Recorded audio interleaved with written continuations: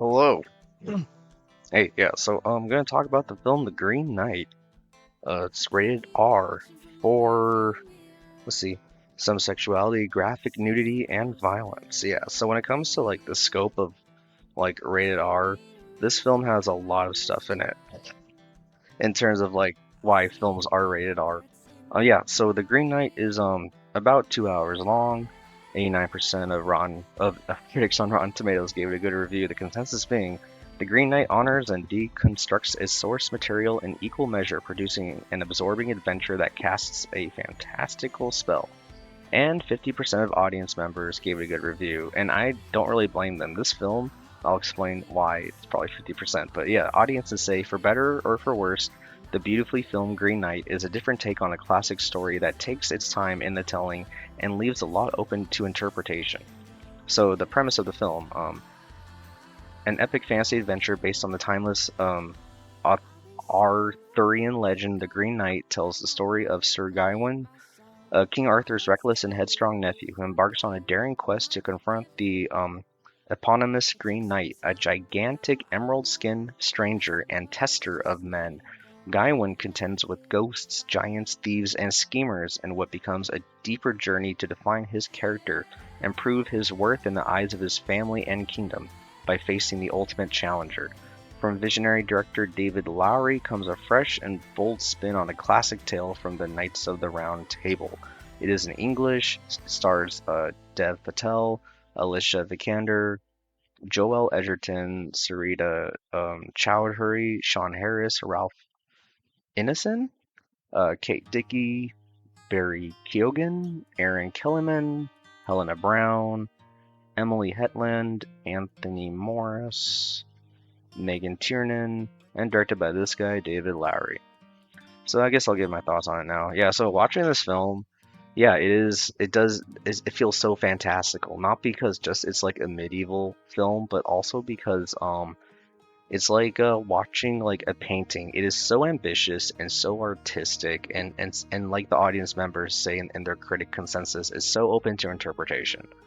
I like watching films like this once in a while because like watching artsy films like all the time could get a bit like overwhelming. I do like movies with like simple plots and you know what's going on, but sometimes I want to take a break and watch something like like you're watching a painting, something that's so artistic and so out of like the mainstream. And I really enjoyed this film. I really liked it. Um, Here, Rotten Tomatoes labels it as a fantasy adventure. Wikipedia, a medieval fantasy.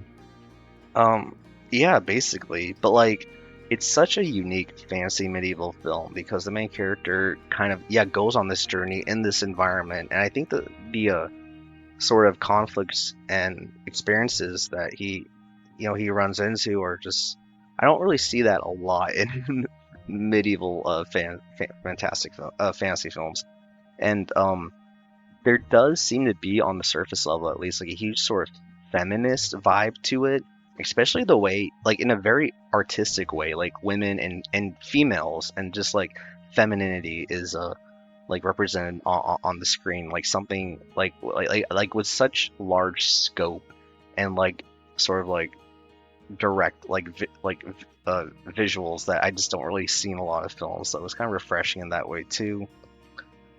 Um, Yeah, okay. So it won some awards at the National Board of Review Awards on December 2021. It won Top Independent Films, Society of Composers and Lyricists Award. Okay, Outstanding Original Score for an Independent Film. Daniel Hart won. Critics Choice Super Awards. Dave Patel, the main actor lead, won for Best Actor in a Sci-Fi Fantasy Movie. Yeah, so I talked about the sort of the feminist angle to this, and also there's a really interesting masculine angle too, um, in terms of like traditional masculinity, like what it means to be loyal, what it means to keep a promise, stay true to your word. How far are you willing to go to like stay true to your word? Yeah, to keep a promise, even if it's a ridiculous promise, even if it was an unintentional promise. Yeah. So I don't really want to spoil it, but like if you're into like a medieval film, like set in that era or time period, but like, something very fantastical and mystical that's very open to interpretation that does not give you all the answers once it's over, but something that really challenges you in terms of like what you expect with the like watching like any movie, especially one in this genre. Turn down the ad there. So yeah, if any of that sound interesting, check this film out. And I agree with the critic consensus. This film is not for everyone. 50% people who rated this movie on this website, Rotten Tomatoes, do not like it, but I do. So a warning: I do recommend it only if what I said sounds vaguely interesting and you like watching movies. And yeah, check it out. So until then, take it easy, y'all, and peace.